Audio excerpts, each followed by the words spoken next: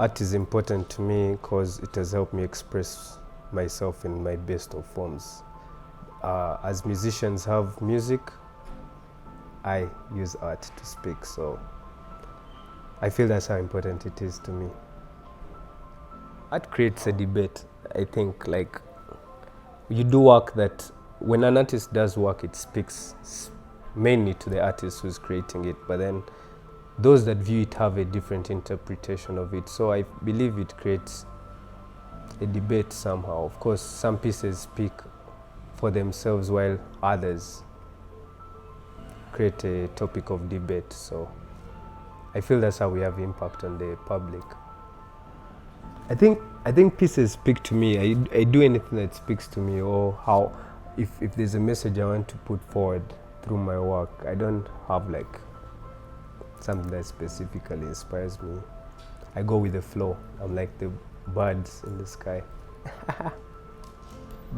When art speaks, dialogue we had recently was important for me. One, it introduced me to another market that consumes art. It lets people know there are gems like me, Kwiz-Era, and many others that haven't yet gotten the chance to be showcased, to have a platform so we can be consumed and celebrated. So I believe now the public knows about people like us, creatives trying to make a difference. Right now, I'm working on a Jordan 1. It's a shoe, it's a sneaker. I'm such a sneakerhead. I'm doing a tribute to me, it's the most iconic shoe of all time. One, growing up, I used to see this in magazines, and I would get excited, plead with guys, I need these sneakers, and like, no, we can't afford this. So, when I finally grew up and all that, I had a promise to myself, if I get money enough, I should have enough of these pairs to make up for what my parents couldn't do at then. And I just want to make something that showed a shoe that unites not only creatives, like it's meant to do sports people, but a universe. I believe it's all over the world, it's colorful, and yeah, hopefully Nike and Jordan can see it and do something about it. I hope those that will see it will love it. I'm excited personally, it's very colorful, and I've learned so much from doing this. You also did a portrait of Bobi Wine, also quite popular. Yes, sir. And you also did it around the same time. Yeah. And in an interview with the publication, you said, this came to me having had part of my childhood in Kamocha. Bobi Wine, who was once demonized, was now glorified. He turned his image all around. Could you please speak some more to the inspiration behind the portrait and all? That inspiration comes from the most common saying that's used: never judge a book by its cover. This is me, a boy growing up from Kamocha. I don't know what it is about artists, but we are rebellious. Like my colleague Kwizera said, this rebellion can be seen for me through my appearance. Today I look. Yeah, today I dressed up for this, but I have tattoos, something that ain't embraced here, but I look at it as body art that I embrace. I have dreadlocks. I've had my hair for about 10 years.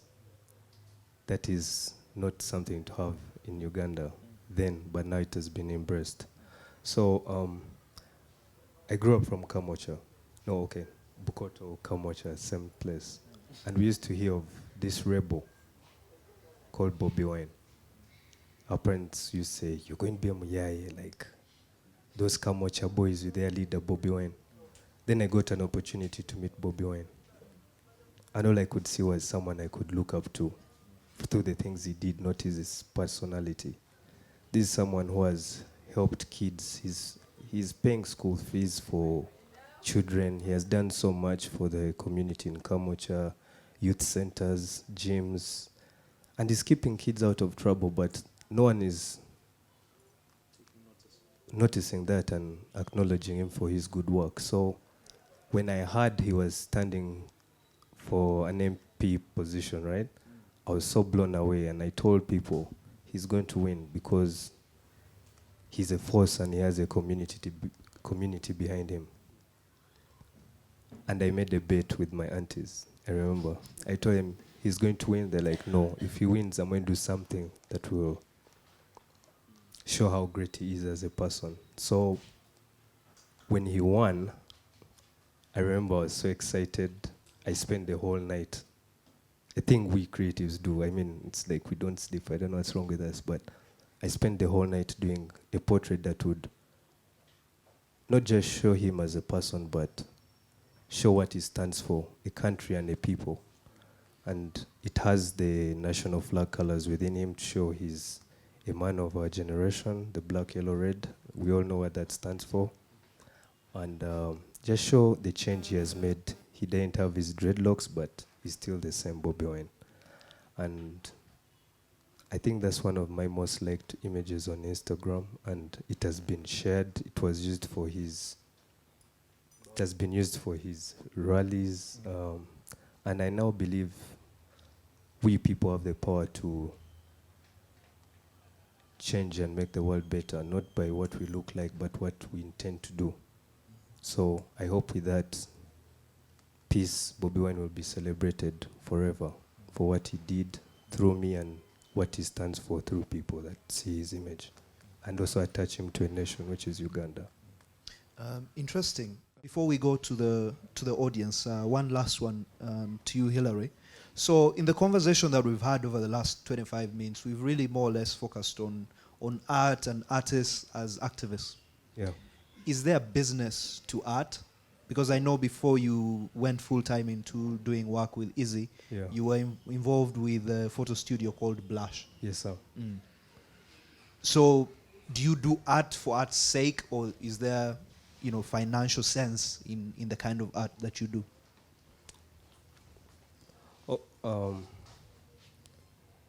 Of course, there's financial.